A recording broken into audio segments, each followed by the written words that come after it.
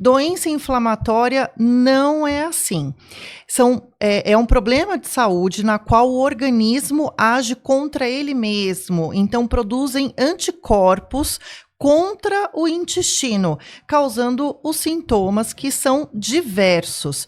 E se a gente não fizer o diagnóstico correto e preciso, pode sim levar a uma situação mais grave e, claro, prejudicar a qualidade de vida dos pacientes.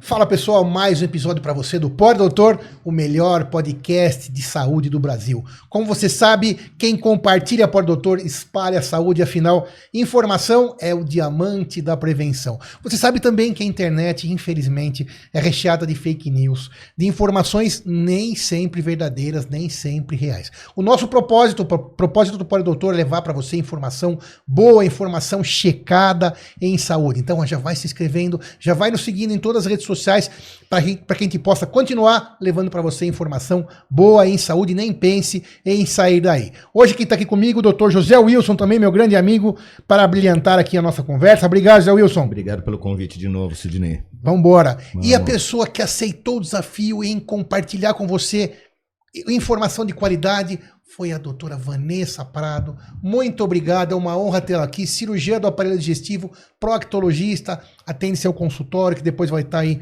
nas especificações. É uma honra tê-la aqui. Muito obrigado, Vanessa. Eu que agradeço o convite. Vamos esclarecer as dúvidas, falar tudo sobre o assunto. Perfeito. Muito obrigado mais uma vez, é uma honra. O assunto de hoje, basicamente, são as doenças inflamatórias intestinais. Então, nome grande, nome comprido. Então, a Vanessa vai explicar para vocês que estão aí de uma forma bastante didática quais são essas doenças, qual é a importância, quanto elas existem aí no Brasil e no mundo. Como que a gente poderia começar? Quais são as doenças inflamatórias do intestino, Vanessa? Bom, doença inflamatória intestinal, muito se fala hoje, porque é uma doença relativamente moderna e super atualizada, né? Dentro das doenças inflamatórias, a gente tem a retocolite ulcerativa e a doença de Crohn, que são totalmente diferentes daquelas colites, que são infecções que às vezes a gente pega na praia, ou por tomar um remedinho a mais, ou por comer uma pimenta. Então não tem nada a ver com essas colites que a gente chama de colites temporárias, que elas vão e passam e melhoram com o tempo. Doença inflamatória não é assim.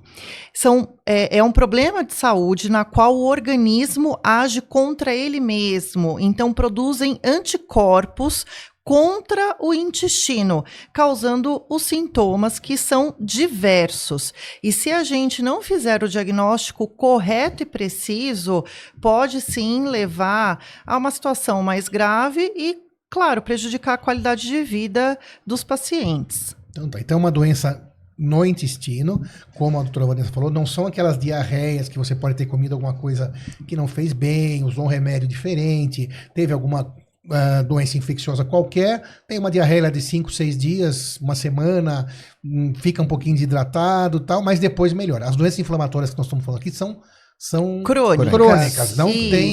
Não é uma coisa simples, né? Não são temporárias. Nossa. São sintomas mais crônicos. Às vezes, existe, claro, o tratamento para deixar num período de calmaria, que é essa a intenção, mas fica nessa montanha-russa de sintomas. Mas vamos falar de cada uma delas especificamente. Vamos. Então, as mais comuns, talvez as únicas, não sei. As únicas. São as únicas, tá? Boa. Retocolite ulcerativa, a RCUI, e a doença de Crohn. Tem até um famoso que há pouco tempo atrás, que já que ele falou, a gente pode falar aqui também, né? Que é o Evaristo Costa. Sim. Ele se declarou como portador de doença de Crohn, é isso? É isso. Então acho que deve ter levantado bastante dúvida, porque as pessoas que acompanham o Pode Doutor acompanham tudo na internet, Sim. né? E o Evaristo Costa tem bastante seguidor, é uma pessoa bastante relevante, né? Exato. O que é a doença que ele tem? A doença de Crohn. Então, a doença de Crohn é uma doença que acomete desde a boca até o ânus, ou seja, todo o aparelho digestivo. Pode ter feridas, machucados, então aftas, esofagite, que é um processo inflamatório do esôfago, úlceras no estômago, dando sintomas respectivos de tais. Pode ter doença no intestino delgado e no intestino grosso, de forma que caracterizam a doença de Crohn. A doença de Crohn também pode ter manifestações extraintestinais. Muito comum ter uma inflamação no olho, que a gente chama de uveíte, dor na articulação. Então, pode estar vinculado com uma pessoa que já tem um problema reumatológico, uma artrite reumatoide, e aí acabou desenvolvendo um problema inflamatório no intestino. Então, a doença de Crohn é uma doença que pega o aparelho digestivo como um todo, o tubo gástrico como um todo, diferente da retocolite. A retocolite acomete principalmente o intestino grosso, é a parte ali do reto, do sigmoide, dos cólons, dando sintomas menores, tem uma inflamação menor também, não chega a dar úlcera, é uma inflamação mais superficial do intestino, mas também muito sintomática. Então, o diferencial é essas partes do sistema digestivo que eles acometem. E essas doenças, Vanessa, como você estava explicando, elas não estão relacionadas a alguma comida, relacionadas a algum aspecto externo. Elas são doenças autoimunes. O nosso próprio sistema de defesa vai trabalhar agredindo as nossas células do sistema digestório. Exatamente, Sidney. Só que a grande questão é que você já pode ter esse gene no corpo que está quietinho, adormecido. Aí você vai e passa por um estresse, passa por uma diarreia mais crônica e infecciosa. Existem, às vezes, fatores que dão esse estopim para aparecer a doença. Tem gente que tem essa doença mais jovem, que a maior parte das pessoas, até 30, 40 anos, desenvolve. Tem gente que desenvolve mais idoso. Então, às vezes, esse gene está adormecido e por um grande estresse, alguma descarga de adrenalina ou alguma infecção, acaba desenvolvendo, acaba ativando a doença. E quando ativa, daí é irreversível. A partir do momento que abrir o quadro de doença de Crohn, aquilo vai se manifestar cronicamente até o final da vida. Não tem cura. Na verdade, o que ameniza é os sintomas, que é o tratamento que depois a gente vai falar, justamente para dar uma qualidade de vida melhor para o paciente. Mas o gene, o anticorpo, sempre vai estar lá. Tá. E como você tinha falado, então, a doença de Crohn, ela atinge, né? Se manifesta desde a boca, que tudo isso, na verdade, gente, faz parte do sistema digestivo antigamente, né? Agora digestivo. É o digestório. Eu aprendi digestivo. Não, eu também, mas minha filha já aprendeu digestório, ela que tá na faculdade. Então, que eu saiba, né? Mudou para digestório? A gente fala digestivo. Digestivo. Tá só melhor. Tem razão. O sistema digestivo vai desde a boca, é como se fosse um encanamento único, até lá o ânus, né?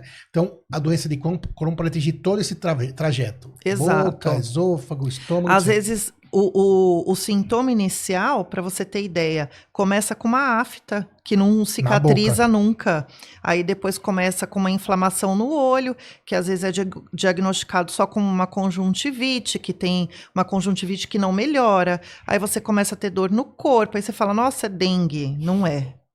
Por isso que eu sempre falo, não menospreza os sintomas. Pode ser qualquer sintoma, desde uma afta simples na boca. Observa, se não melhora, tem que procurar ajuda. Isso vale para tudo em medicina, pra tudo. Né? Qualquer sintoma. Porque, na verdade, a gente sempre tem que estar atento ao nosso corpo, qualquer sinal, sintoma. Não é para correr no médico também, Exato. qualquer espirro, né, gente? Exato. Mas... observar. Bom senso, bom senso. Exato.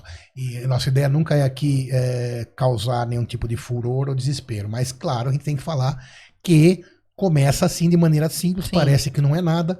E daqui a pouco nós vamos falar sobre as condutas, o tratamento. Mas realmente não são doenças simples que nós estamos falando aqui, né, Vanessa? Sim. Afinal, são doenças que causam...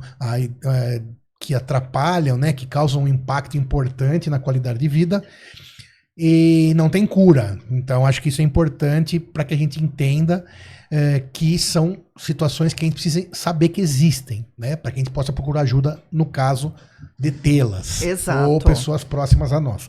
Bom, mas aí teve lá a afta na boca, teve a uveíte, né, no olho, teve diarreia, aí procurou lá o colega procurou a doutora Vanessa lá no consultório dela, lá no Hospital 9 de Julho ou outros hospitais. E aí, Isso. conta a história pra você, como é que essa trajetória? Tem algum exame de imagem? Dá pra fazer, colher um pedacinho lá do intestino através de uma biópsia, por exemplo? O que se faz pra chegar num diagnóstico final? A história que o paciente conta, a famosa anamnese, né, é fundamental, que é o que vai direcionar para a gente pedir exames, né?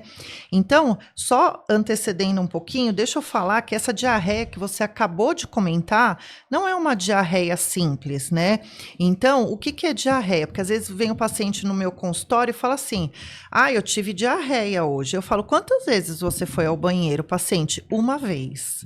Não é diarreia, não é só porque você fez um cocô mais líquido e mais amolecido que isso é uma diarreia. Então, diarreia que eu tô falando é mais de 5 evacuações no dia, com cólica, com a consistência das fezes mais amolecidas.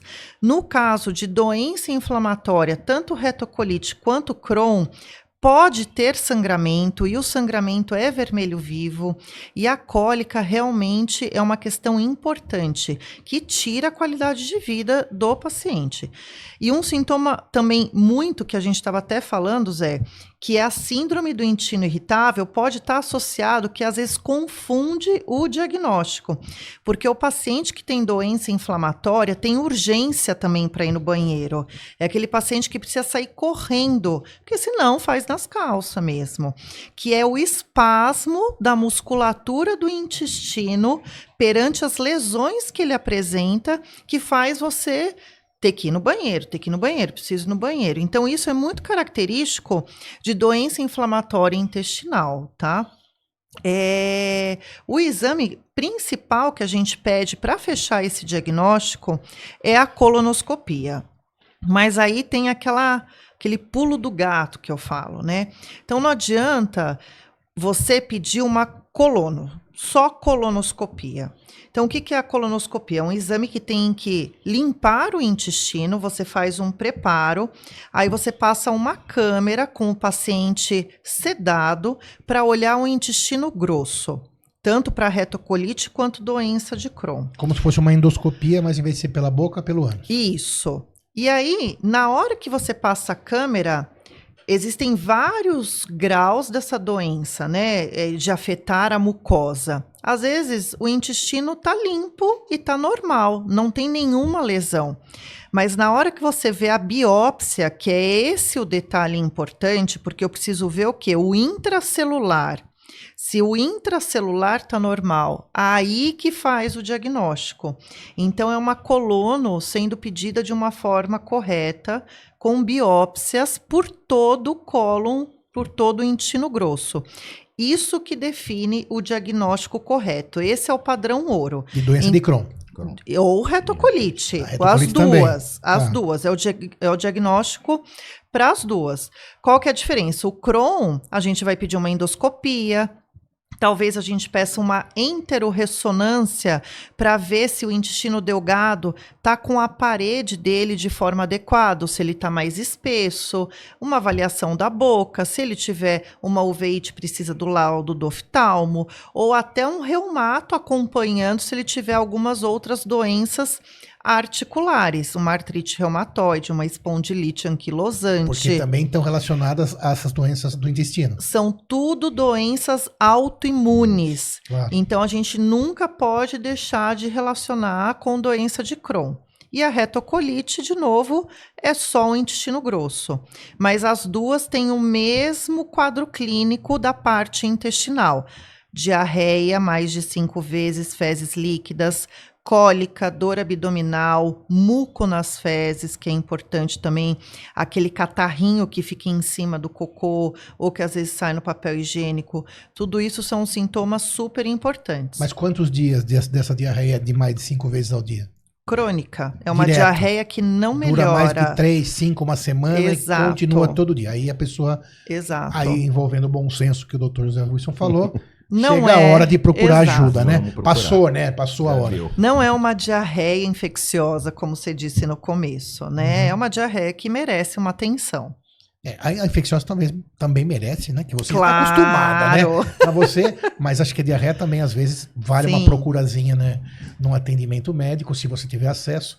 Porque tudo que muda, eu acho que tem que ter o bom senso. Tem que Algum ter. episódio, acho que não. Se for lá Principalmente se você pensar numa criança, num idoso, Sim. mesmo uma diarreia infecciosa Desidrata simples, pode levar fácil. um grau de desidratação muito rápido. Né? Exato. E desidratação no idoso é gravíssimo Sim. e na criança também. Por isso que a gente fala aqui no podcast que informação é o diamante da prevenção. Exato. Para que a gente saiba conhecer muito do nosso corpo, da nossa saúde, para que a gente se cuide, né, e possa viver mais e melhor.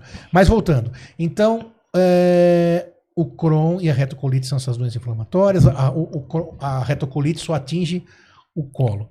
Aí você falou sobre os diagnósticos, sobre a colonoscopia, biópsia. Gente, biópsia vai colher um pedacinho lá de dentro. Pega uma pinçazinha, colhe um pedacinho.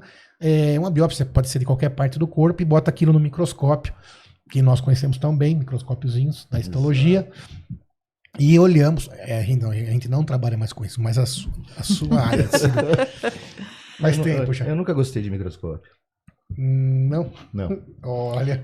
Era a parte Piadazinha, estressante da piadazinha faculdade. E então colhe um pedacinho, olha no microscópio e traz um diagnóstico, né? Isso. De Crohn, retocolite, e fecha o diagnóstico, porque é particular daquela doença. Ótimo. Exato. Tá. Uma vez feito o diagnóstico, bom, você falou da diarreia. Sim. Com esse monte de lesões, tem também fissura, né? Que eu me lembre, fístulas. Conta mais diagnóstico, mais sintomas, Então, mais sinais. dessa região da parte terminal do intestino, da região do ânus, é muito comum ter também as fístulas As duas. e fissuras anais, tá? Aí já indica até uma gravidade maior dos pacientes. É mais comum ter em doença de Crohn ou naqueles pacientes que tiveram um diagnóstico mais arrastado e começaram um tratamento muito depois, que ficaram tendo diarreias por muito tempo e aí se fechou o diagnóstico já com uma fístula no retal. Também precisa de tratamento, mas às vezes a cirurgia de imediato não é a melhor solução. Hoje em dia a gente tem uma gama de tratamentos até chegar na cirurgia. O paciente de Crohn, que é um paciente que também às vezes faz estenose do delgado, né, que é uma das causas cirúrgicas que pode ter, a gente também não opera de imediato. A gente observa, claro, se for um quadro clínico para se observar, entra com essas medicações para ver se ele reage, para ver se ele controla, para operar num momento mais tranquilo. Tá. E fístula, então, fissura. Fístula, Dor bastante também, muita dor abdominal. emagrecimento, porque está tendo Não tá diarreia, absorvendo. não está absorvendo. É um paciente que sempre vai estar cansado, com alterações hidroeletrolíticas, com perda de vitaminas, com anemia, se estiver sangrando, porque tem essas úlceras no intestino, em alguns casos mais graves. São pacientes que às vezes são suscetíveis a infecções oportunistas, como o Clostridium, que é uma bactéria que acaba aí alterando toda a flora intestinal e prejudicando ainda mais na recuperação desse paciente. Então, tudo isso é relevante para ter o melhor tratamento dele. Claro. E a manifestação desses sintomas tem alguma relação? Claro, já tem a doença instalada, autoimune e tal, mas tem alguma relação com alimentação ou não? Sim, tem que fazer uma alimentação mais regrada. O paciente não vai poder abusar de enlatados, embutidos, apimentados. Tudo isso provoca o quê? Uma irritação maior do aparelho digestivo. E tudo que irrita mais, ele já não está bem. Vai dar muito mais sintoma. Olha o nome, já está inflamado, né? Exato. Você não vai botar mais gasolina Fogo, na fogueira. É isso que eu ia falar, né? Aí realmente é uma catástrofe, porque a cólica que dá é absurda, né? O espasmo que a musculatura intestinal ou do aparelho digestivo faz é aquela cólica de suar, de realmente de chorar. E essa manifestação, ela é quase que diária? se não comer, se conseguir fazer uma... Daqui a pouco vamos falar sobre tratamentos, em quem procurou ajuda, né? Sim. Mas ainda está virgem de tratamento. Essa manifestação, ela é praticamente diária. Diária. Às vezes começa com uma cólica, o paciente acha que está meio que estufado, aí começa a sair muco, que é o famoso catarrinho no papel higiênico no cocô. Aí vem no consultório, às vezes falando que é verme, mas a gente já fica com a pulga atrás da orelha. E aí, assim, começa a piora dos sintomas. A cólica começa a piorar, é uma cólica por todo o abdômen. O estômago distende em doença de Crohn, o aparelho digestivo alto acaba ficando mais distendido. Na retocolite não, pega só a mesma parte embaixo do umbigo. E começa a ter as diarreias. E aí, de tanto ir ao banheiro, começa a ter o sangramento. E aí, o sangramento pode ser da própria inflamação da mucosa do intestino, mas como também de doenças anorretais, caso ele tenha. Sim. E por isso que precisa de exame físico, exame de imagem, exame de laboratório. E uma coisa importante que a gente não falou, a gente não fica pedindo, depois que começa o tratamento, a colonoscopia para ver como é que está esse cólon. Hoje em dia a gente tem a calprotectina fecal, que é um exame de fezes específico para ver a quantidade de inflamação que tem no intestino. Então é um exame que a gente usa de controle da doença. Perfeito, para não precisar ficar pedindo coisas Exato. mais invasivas. E mesmo porque você está com o intestino inflamado Vai cronicamente, tem o Exato. perigo da colonoscopia provocar uma Com lesão. certeza. Certo, perfeito. E você tem ideia de números dessas doenças no Brasil e no mundo? A prevalência, mais ou menos? É difícil aí, não tenho números. E tem muito subdiagnóstico também, né? Sim. Tem muita gente vivendo com isso e não sabe. Então, eu atendi olha só, uma médica recém-formada agora, de Santos, no consultório. Ela tá desde 2020 com o diagnóstico ali feito, com dor, mal-estar, e está sendo tratado como uma colite temporária. E você está falando de uma profissional da área, você está falando de uma médica. Eu nem vou culpar ela, né? porque não, assim, não é uma questão tipo... de culpa, para mostrar como esse subdiagnóstico é tão grande, imagina na população geral. Exato. Né? E ela procurou ajuda, porque ela veio para mim assim, eu tô desesperada, eu já passei por 5 médicos, todo mundo tratando como se fosse uma colite temporária, e eu falei, não, mas você tem diagnóstico de retocolite desde 2020. 5 anos, viu? Por isso que você tá péssima, né? Era desesperada. Exato. E é mais comum em mulheres? Ou mais comum em homens. Mais comum em homens. Em homens. Ambas as situações. E idade média, assim, de 17 a 30 anos. Mas, assim, para te dar números exatos, não tenho atualmente. Claro, perfeito.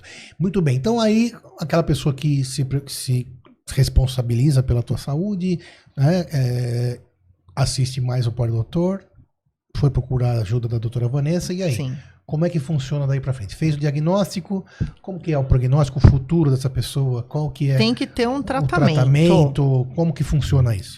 Não pode deixar. Se deixar, em 10 anos, pode evoluir, sim, para um carcinoma, para um adenocarcinoma de intestino, ou seja, para um tumor intestinal. Então, tem que ter um tratamento para, claro, te dar qualidade de vida e amenizar o processo inflamatório intracelular. E aí, o tratamento vamos dizer assim, é multidisciplinar. Vai desde de envolver uma nutrição adequada, então, hábitos saudáveis, ver vitamina, o que come, quantas vezes por dia come, porque isso daí está totalmente desbalanceado, né? A gente dá um suplemento para fortalecer a parede intestinal, e aí temos N diversos tipos de tratamento, de medicamentos até os biológicos. E, claro, em último caso, a cirurgia, para casos, assim, extremamente graves, porque a cirurgia não é o foco. O paciente, ele fica estável e com a doença controlada com os remédios. E aí tem uma questão super importante que caso o paciente não tenha plano de saúde, são remédios disponibilizados pelo SUS. Então, todo mundo tem acesso a esse tipo de tratamento. Então, a gente começa com esse fortalecedor do intestino, controlando sintomas como dor, cólica, diarreia, remédios para melhorar a flora bacteriana. A gente até desvermifuga de imediato também.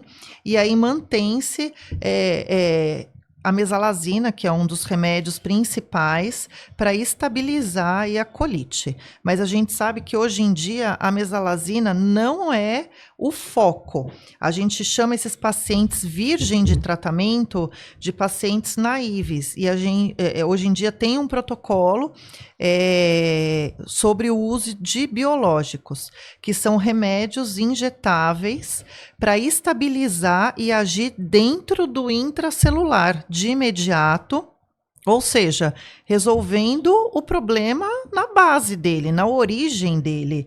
E aí, tratando esse intracelular, o paciente acaba melhorando com todos os sintomas. Dá mais, também tem acesso na rede pública, isso daí dá vamos dizer assim, uma estabilidade melhor para o paciente, porque ao invés do paciente tomar 10 remédios por dia, com a chance de esquecer, de ter viés de não tomar, são remédios que são feitos na veia. Uns têm protocolo a cada 2 semanas e depois numa fase de manutenção uma vez a cada 2 meses, ou seja, olha só, você não precisa ficar lembrando de ficar tomando remédio toda hora. E tem outros remédios que, devido ao protocolo, tem que tomar semanal, tem canetinha também hoje em dia de infusão subcutânea.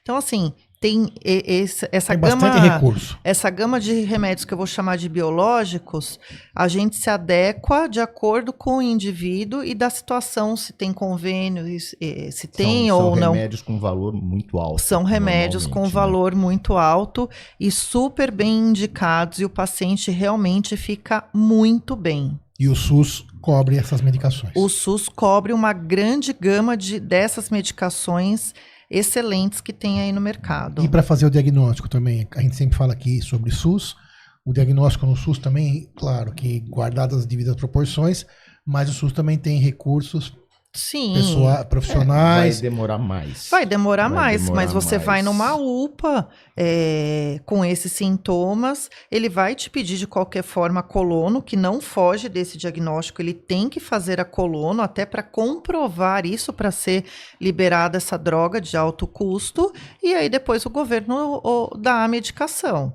Ótimo. E você tinha falado também, Vanessa, da questão de, isso eu não me lembrava, confesso, que aumenta muito o risco, então, de desenvolver um adenocarcinoma, um câncer mesmo do intestino, se for uma doença inflamatória como essa. Inflamação crônica. É uma inflamação crônica, né? É que você colocou taxativamente, assim. Você falou esquecer o remédio, me veio na cabeça uma coisa. Tem correlação de Alzheimer com inflamação crônica no intestino. Então, assim, vai muito além de uma doença só local. Imagina, as fezes passando ali na parede intestinal vermelha, friável, toda hora ali, vai agredindo. Aí a célula vai se modificando.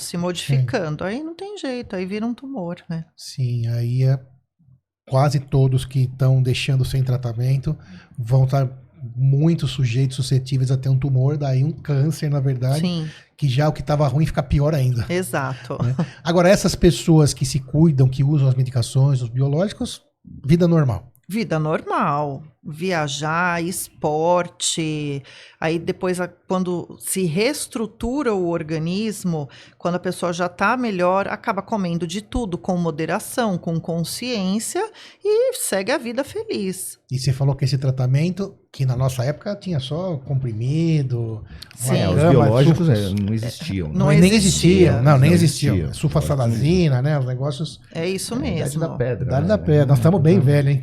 Caramba, era sulfa, azatioprina, mesalazina. Então hoje a gente acabou, a gente usa pouco isso. Usa, mas a prioridade é usar essa gama de remédios que tem vindo para o Brasil. Sim, e aí você falou que tem as idas ao ao ambulatório para fazer a medicação EV, uma vez a cada 2 semanas no começo, depois possivelmente de 2 em 2 meses, mas eu não entendi a canetinha. A canetinha é como um Ozempic, uma Saxenda, aí a própria pessoa se aplica em casa. Isso, aí ou... Quantas vezes daí?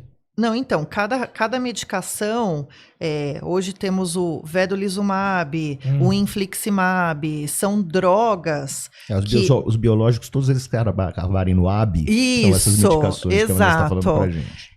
Antes era só endovenoso, agora eles desenvolveram a canetinha, Sim. igual essas de emagrecimento, só que a canetinha com o fluido dessas medicações para doença inflamatória. Então, cada remédio tem o seu protocolo. Então, o SUS às vezes entrega um remédio que vem uma caixinha com 2 canetinhas, porque tem gente que precisa infundir toda semana. Então, cada remédio leva o seu protocolo de infusão. Tem convênios que mandam entregar a canetinha em casa, e você não precisa sair da sua casa. Você recebe uma enfermeira lá que te explica como você aplica.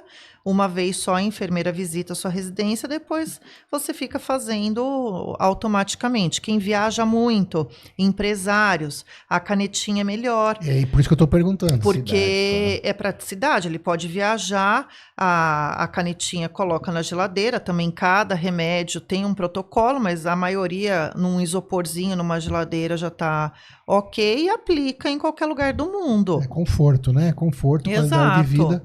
Aí não precisa da medicação do biológico endovenoso. Endovenoso. Substitui. É a mesma coisa, na verdade, por via de infusão diferente, de acordo com cada pessoa. Tá. Você falou aqui, passando assim rapidinho sobre a questão da idade, mas só para a gente retomar isso. Qual a idade é mais comum, Vanessa, que se tem o diagnóstico? Quando que chega lá para a Vanessa no consultório? Crianças também chegam? Ou mais idade adulta? Qual é a idade mais comum de de você adolescente para adulto jovem, tá? Hoje, eu vou falar que a minha experiência de uns 3 anos para cá em consultório é uma população de 30 até 70 anos eu tenho pego, tá? Antigamente, de uns atrás ali, 2007, 2008, 2009, é uma população mais jovem, de 15 a 27 anos, mais ou menos. Mas agora eu estou vendo que a incidência está aumentando na faixa etária do adulto. E o que eu lembro também na nossa época, né, grande José Wilson, tinha alguns casos de Crohn, de retocolite, mas me parece que tem aumentando. Sim, não era tão... hoje me parece mais... Não sei se tem mais diagnóstico hoje, né? Eu acho que sim. Que é a mesma incidência e hoje se diagnostica mais. Mas a gente ouvia falar menos de Crohn e retocolite. Muito menos, né? Mas considerando que você tem um quadro de 5 vezes por dia, com uma diarreia líquida, com dolorosa, acho que o diagnóstico, o subdiagnóstico, talvez faça parte. Mas tem algum outro motivo para ter aumentado o uso de mas todo mundo ultraprocessados, estresse? Fatores externos. Que não a ou tô falando, em si. Falando bobagem total, você acha? Não, eu acho que todos esses fatores externos, o aumento do uso de fast food, vida corrida, pico de estresse e adrenalina ao longo do dia, não mastigar bem o alimento e também, se você for ver, a qualidade dos alimentos, às vezes conservados, piorou demais. Piorou? Presta atenção, quanto tempo demora uma caixa de leite na sua geladeira aberta? Antes não durava uma semana. Não, antes durava um dia. Dia. Leite agora era saquinho, era o saquinho. Se você não é um leite tomador... B, leite C. Exato. Hoje, se você deixar lá, fica dura 2 semanas. Mais. Né? No armário ela fica 6 meses. Você não abrir. Sim. Isso o que é? Conservante. Junta com o seu estresse, com a sua falta de mastigação no dia a dia, sedentarismo, obesidade, que a gente hoje considera como um fator inflamatório do organismo. Vai juntando. Aí, se o paciente já tem algumas situações reumatológicas, fibromialgia, artrite reumatoide, espondilite anquilosante ou algum outro viés de doença autoimune, com certeza é um paciente que a gente não pode esquecer de fazer esse diagnóstico. Então, a priori, a prevalência vem aumentando ultimamente. Vem aumentando. O que é mais um motivo para que você que está aí se informe direitinho e aprenda bastante sobre isso para divulgar para quem, às vezes, já tem algum sintoma desse e ainda não se tocou, né? Exato. Não percebeu que precisa procurar ajuda. Porque, mais uma coisa, é importante o tratamento precoce, começar precocemente, Sim. o resultado é melhor. Quanto mais cedo começar, menor a dose de remédios e melhor o prognóstico, com certeza. E importante que você falou, né, Vanessa, para quem está ouvindo, o SUS atende, então, gratuitamente. Eu não gosto dessa palavra gratuitamente, né? Mas vamos usá-la nesse momento excepcionalmente. O SUS te atende, né? E o convênio também te atende dentro do seu pacote, aí tá lá nas obrigações de atendimento do convênio. Então, quer dizer, se você está no SUS ou se está no convênio, vai ser atendido, vai ser tratado e vai receber o tratamento adequado. Exatamente. Lembrando que o SUS tem eu tenho várias críticas ao SUS, mas em geral vai ser sem hotelaria, vai ter que esperar um pouco, mas acaba passando na frente, né? Porque casos assim acaba centralizando e conseguindo, porque senão morre, né? Se não tratar, 5 diarreias por dia. Não, e é uma doença também, assim, 5 diarreias por dia, com dor, com sangue, Sim. Não trabalha. Desnutrição. Olha o impacto psicológico, social que vai ter na vida da pessoa também, né? Exato. Não faz nada. Quantos pacientes desse não evoluem com uma depressão grave junto com absurdo. esse trauma, né? São pessoas que já têm um nível psicológico frágil. Imagina você não conseguir tirar férias e viajar com a sua família. Não você dá. trabalha o ano inteiro, aí você quer ir pra praia e não consegue ir pra praia porque fica enlouquecido procurando banheiro. A pessoa já antes já quer saber já mapeia. Quantos pacientes eu escutei isso? Eu não vou poder viajar porque eu preciso saber onde tem um banheiro. Se eu vou passar apuro, isso daí não tem qualidade de vida nenhuma. Zero. É zero. E existem graus de gravidade, níveis de gravidade. Tem gente que tem menos diarreia, menos que 5 por dia, uma por dia, ou uma, sei lá, cada 2 dias, e pode ainda assim estar num quadro de Crohn ou retocolite? É aquela velha história. Cada paciente é visto individualmente e o mais importante é a anamnese. Você tem que escutar o contexto todo, escutar o que ele faz, como é que ele come, tudo isso faz parte de um bom diagnóstico. Não é porque ele não tem 5 diarreias por dia que ele está fora do escopo do diagnóstico. Ele pode ter um episódio de diarreia, mas muco, sangue nas fezes, cólica. Cólica para a gente com o muco é muito relevante. Então, vai para colono. Então, quer dizer, não escapa. Perfeito.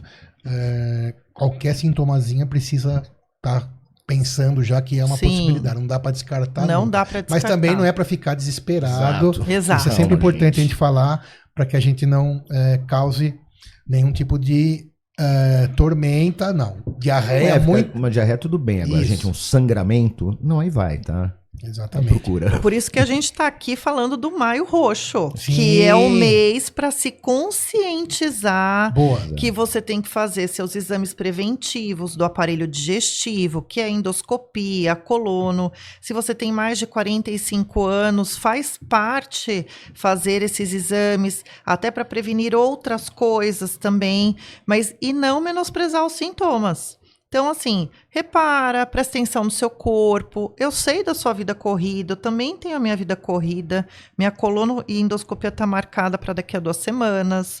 Então, assim, tem que tomar cuidado, tem que prestar atenção, dar aquela respirada, vou procurar ajuda, vou fazer meus exames, que aí o bom diagnóstico feito com o tratamento adequado... Vida normal. Vida normal. Sem grandes riscos. E qualidade de vida, que é o mais importante. A pessoa precisa ser feliz. Concordo plenamente. E aí, José Wilson, aprendeu bastante? Todo dia um pouco mais. Perfeito, aprendi bastante. Doutora Vanessa Prado, além do que você já deixou aqui de conhecimento, de informação, a gente gostaria de te pedir ainda uma mensagem final, alguma coisa relacionada ao teu trabalho, né? Aí a tua área de atuação. O que você deixaria de mensagem para quem está nos ouvindo em relação esse tema específico de doenças inflamatórias intestinais? Eu acho que a prevenção hoje em dia no aparelho digestivo, né, é tudo. Então, eu sempre digo, não menospreze os sintomas, olhe para o seu cocô, que parece besteira. Se você tem o vaso sanitário preto, troque, pode ser chique, mas não é funcional. E vamos se cuidar, ter qualidade de vida, porque a gente está aqui para te deixar feliz, te deixar bem para você trabalhar, aproveitar a sua vida, e o diagnóstico precoce é a chave de tudo. Beleza. Doutora Vanessa Prado, sorte dos pacientes que a tem como médica. José Obrigada. Wilson, mais uma vez, muito obrigado, fique bem. Boa. Você que está aí, compartilhe esse assunto tão importante com todas as pessoas que você ama. Informação é o diamante da prevenção, signos bons. Até o próximo episódio do Pode Doutor. Fiquem todos bem.